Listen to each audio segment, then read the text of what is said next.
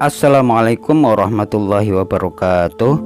Bismillahirrahmanirrahim. Alhamdulillahirabbil alamin wassalatu wassalamu ala asyrafil anbiya'i wal mursalin sayyidina wa maulana Muhammadin wa ala alihi wa sahbihi ajma'in. Amma ba'd. Alhamdulillah, pada kali ini kita akan mengkaji tentang bab tempat-tempat yang disunahkan untuk mengangkat kedua tangan, dan insyaallah kita tambahi dengan syarat-syaratnya sujud. Yang pertama, tempat untuk disunahkan mengangkat kedua tangan. Saya bacakan dulu. Faslun yusannu raf'ul yadain fi arba'ati mawadhi'a 'inda takbiratil ihrami wa 'inda ruku'i wa 'inda i'tidali wa 'inda al-qiyami min at-tasyahhudil awal. Mengangkat kedua tangan itu disunahkan di dalam 4 perkara. Pertama, ketika takbiratul ihram. Pertama kali kita mengangkat tangan di takbiratul ihram. Yang kedua, ketika akan ruku. Ketika mau ruku, kita angkat tangan. Allahu Akbar sambil diangkat tangan kita. Kemudian ketika i'tidal, dari ruku ke i'tidal, kita angkat tangan kita. Kemudian yang keempat, yaitu ketika berdiri dari tasyahud atau at-tahiyat pertama, di tasyahud yang pertama. Misalkan ada 3 rakaat atau 4 rakaat, kan ada tahiyat awal. Setelah tahiyat awal mau kembali ke rakaat setelahnya, itu kita disunahkan untuk mengangkat tangan kita, ya. Pokoknya tempat-tempat yang disunahkan mengangkat kedua tangan itu ada 4, ya. Saya ulang lagi: ketika takbiratul ihram, ketika akan ruku, ketika i'tidal, keempat ketika berdiri dari tahiyat awal, ya, tahiyat pertama.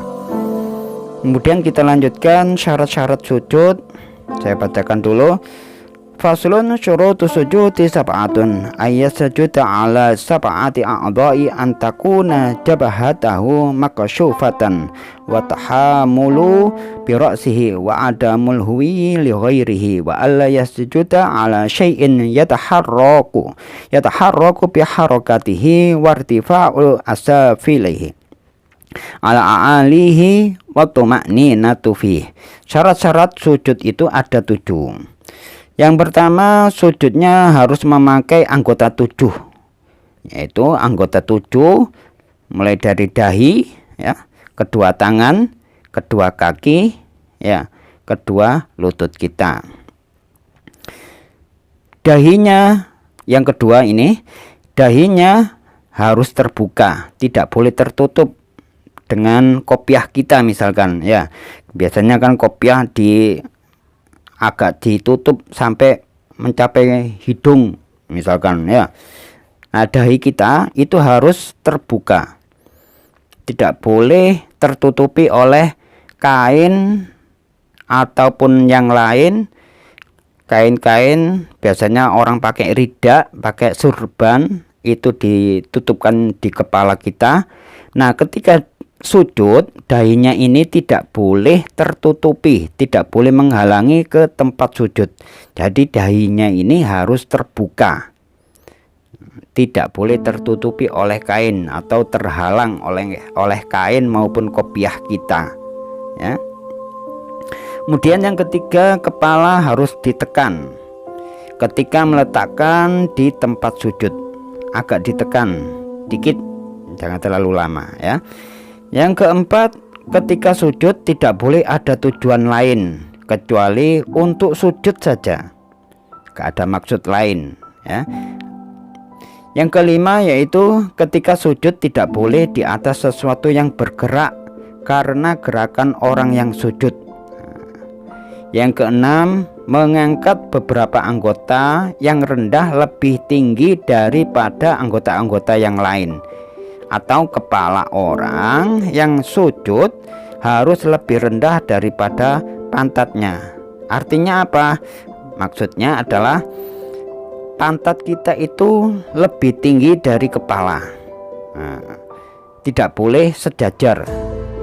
Jadi syaratnya sujud pantatnya harus lebih tinggi dari kepalanya.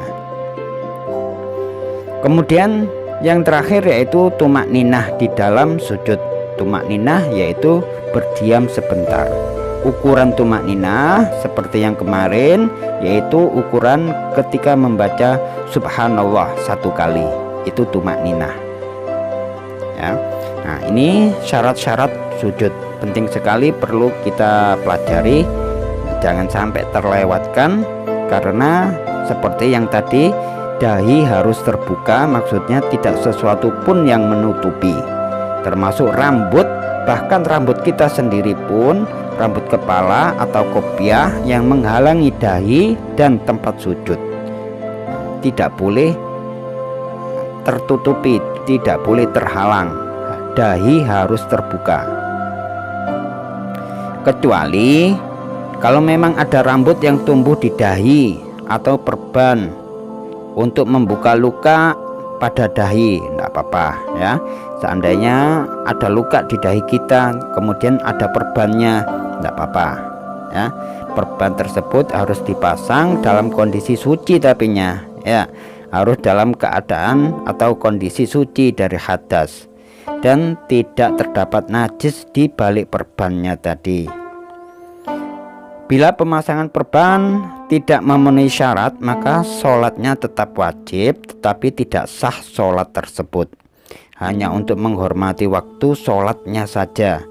Dan bila sudah sembuh, sholatnya harus diqodho ya.